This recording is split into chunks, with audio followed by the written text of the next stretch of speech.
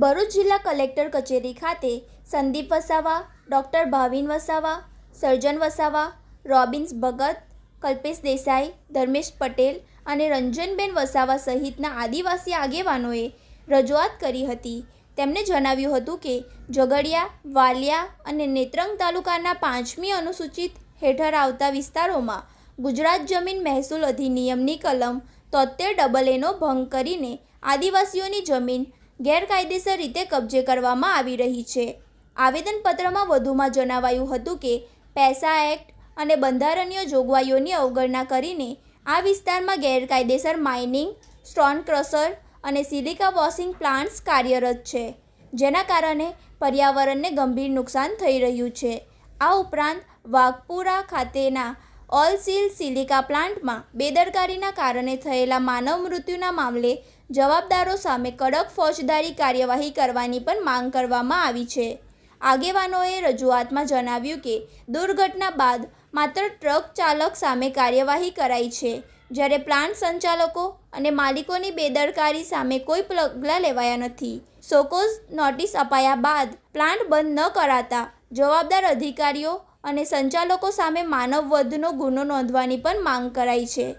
આ ઉપરાંત ઝઘડિયા, વાલિયા અને નેત્રંગ તાલુકામાં કલેક્ટરની પૂર્વ મંજૂરી વિના બાનાખાત કે અન્ય ગેરકાયદેસર દસ્તાવેજોના આધારે આદિવાસીઓ પાસેથી પડાવી લેવાયેલી જમીનો સરકાર ખાલસા કરીને મૂળ ખાતેદારોને પરત સોંપે તેવી માંગ કરાઈ હતી. જવાબદારો સામે એટ્રોસિટી એક્ટ હેઠળ કાર્યવાહી કરવાની પણ માંગ કરવામાં આવી હતી.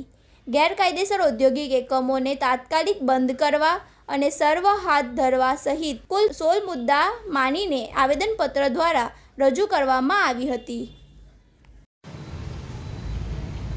હું ડૉક્ટર ભાવિનકુમાર શાંતિલાલ વસાવા. આજે અમે આદિવાસી સમાજના જાગૃત નાગરિકો પક્ષ બોલી અને સાથે ભેગા થયા છે, કારણ કે ઝઘડિયા, વાલિયા અને નેત્રંગ જેવા વિસ્તારો જે ભરૂચ જિલ્લામાં આદિવાસી વિસ્તાર તરીકે જાહેર થયેલા છે, અનુસૂચિત 5ના વિસ્તારો છે અને સંવિધાનની ધારા 244(1) મુજબ આદિવાસી વિસ્તાર જાહેર થયેલા છે. પણ આજે આ વિસ્તારમાં એટલા પ્રમાણે મોટા પ્રમાણે ઇલીગલ માઇનિંગ થઈ રહ્યું છે.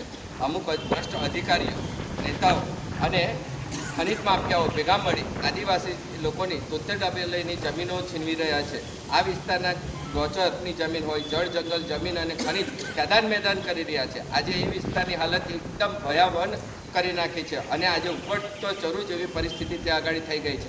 73AA ઘણા કેસીસ એવા છે કે કલેક્ટરશ્રીમાંથી મામલતદાર અને પ્રાંત અધિકારીને 73AA શરત ભંગની કાર્યવાહી કરવા માટે આદેશ થઈ ચૂકેલા છે.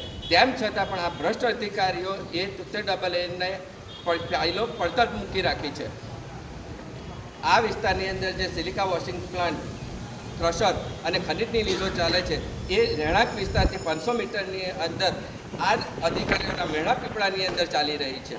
લોકોના જીવન જોખમાઈ રહ્યા છે. સિલિકોસિસ અને કેન્સર જેવા રોગો થવાની ભીતિ છે. પણ આ અધિકારીઓની આંખો ખુલતી નથી. એનું કારણ શું હશે? એનું કારણ એ જ કે એ લોકોને પોતાના ફાયદો જોઈ રહ્યા છે.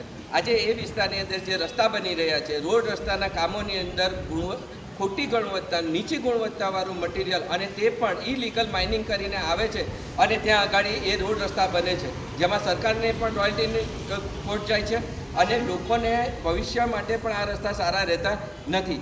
એન્ડ યુઝર તરીકે જે રીતે આ લોકોએ નોંધાવવું જોઈએ, કોન્ટ્રાક્ટરો ખાણખાની જેવી પદમાં એન્ડ યુઝર તરીકે નોંધાવવાની કોઈએ તસદી લેતા નથી અને અધિકારીઓ પણ એમને એન્ડ યુઝર તરીકે નોંધતા નથી કે કોઈ પગલાં નથી લેતા. કેમ નથી લેતા? કારણ કે એમના મેળા પીપળા ચાલી રહ્યા છે.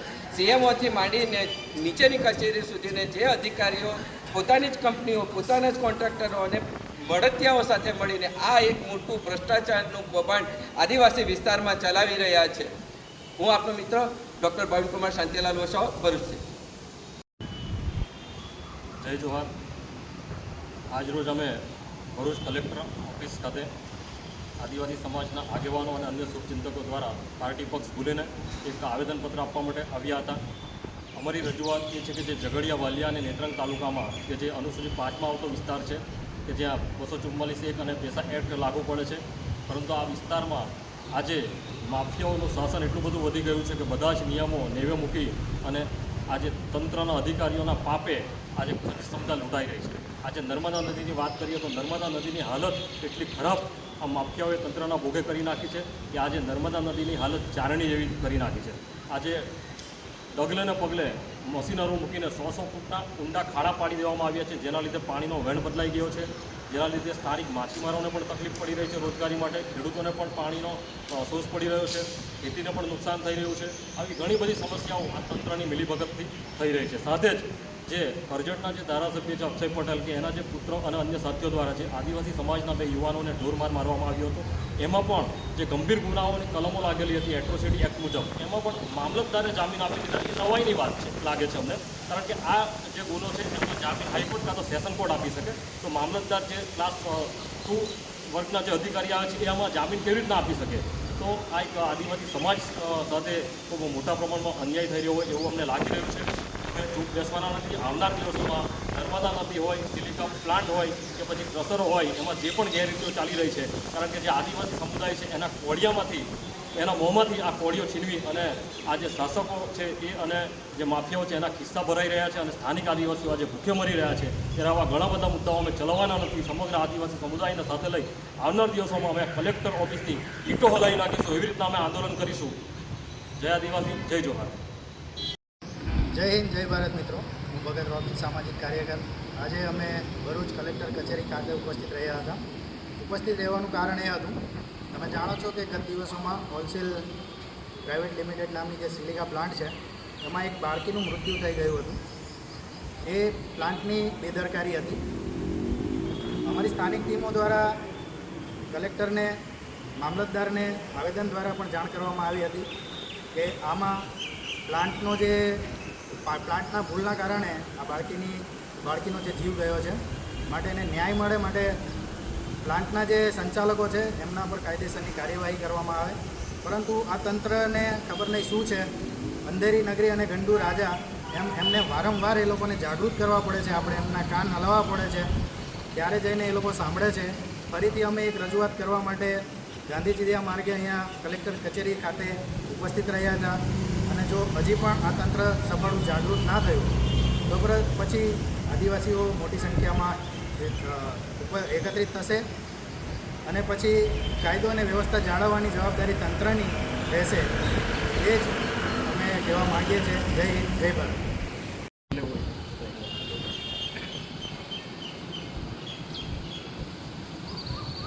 જય આદિવાસી, જય જોહાર.